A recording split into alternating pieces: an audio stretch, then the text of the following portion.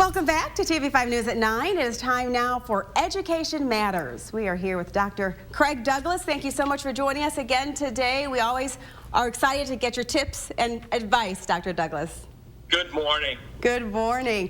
Okay, so we're starting to see more businesses reopen, adjusting to this new normal in the wake of the coronavirus. So starting this fall, it's going to be the same story for schools. So what can we expect, Dr. Douglas? Well, I think parents and students are really anticipating what school will look like. If I can just add a compliment to all the schools that were impacted by the flooding, we saw school leaders really step up. So even with concerns about planning for the fall, they were taking care of the present, and my hat's off to them. They multitasked to the nth degree, didn't they? So one school district last week, West Bloomfield School District, announced their plans for fall, and I was quite intrigued, first with the boldness of stepping up and making that announcement for their community, but in terms of the ingredients of their plan. And so I thought I'd do a little research, and I have, and I've come up with, I think, 3 big areas for parents and students to anticipate for the fall semester. First, I think it's safe to say anticipate an earlier start. Schools the past decade have been pushed to post-Labor Day starts. We saw a trend begin maybe 4 or 5 years ago for more and more schools to opt starting school before Labor Day. It's almost certain because of the pandemic that most schools will start before Labor Day. Second, I would anticipate flexible options. I'm going to circle back down to West Bloomfield. They actually rolled out a plan with several options built in depending upon what the pandemic may look like as we enter the August and September months.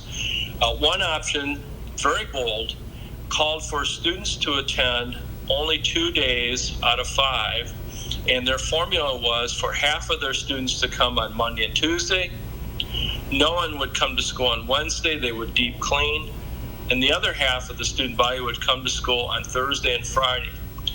An intriguing recipe, I think, trying to combine safety with face-to-face instructional options and then online options to support the other days of the week for students.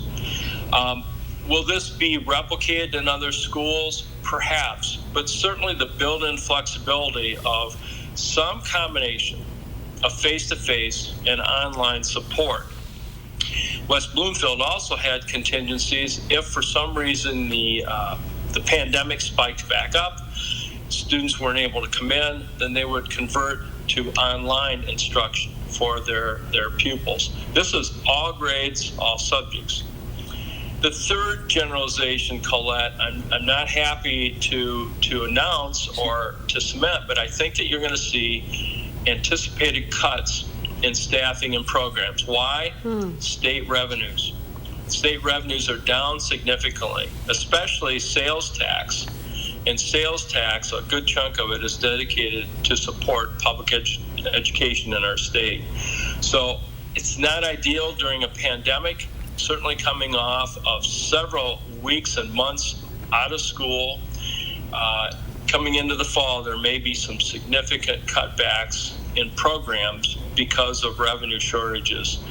School boards, administrators, and staffs are all in the process of trying to get their crystal ball projections for the fall in motion. So this would be a time for parents and students to reach out to their school leaders to have their input in terms of what they'd like to see, so that whatever plan rolls out, everyone will be impacted. Your voice really does matter. I love that, Dr. Douglas. I know, and just following up on that point, I'd like to know, how can we as parents prepare for the fall? What can we do now? Well, I think kind of like West Bloomfield, have some planning with options, contingencies built in, because, for example, childcare is going to be a huge challenge for parents. So maybe come up with the best contingency plans in case school is not a 5-day-a-week experience, so that options are built in of what if different things happen, then they're going to be ready to respond. That's where maybe having a voice to the school officials in their planning processes will be important. Circling back, I hate to keep harping on West Bloomfield, but because they're one of the first ones out of the gate, they're kind of the petri dish, if you will, of what the plan may look like.